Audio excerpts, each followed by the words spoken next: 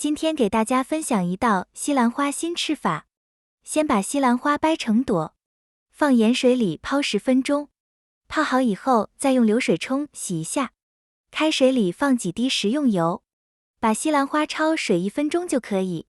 放点食用油，炒出来的西兰花翠绿翠绿的，捞出来过一下凉水，泡凉以后再用刀改成小朵，焯水以后再分成小朵。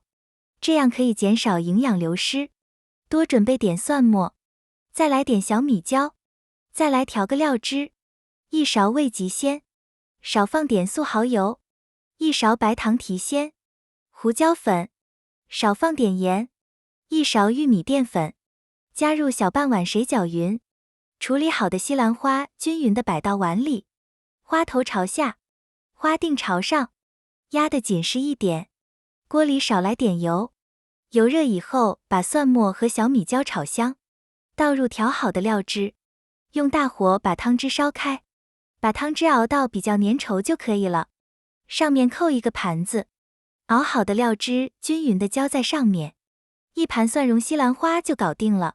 西兰花最大程度地保留了营养，少油健康又好吃，有非常浓郁的蒜香味，吃起来口感脆嫩。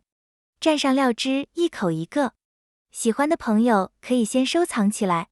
谢谢大家。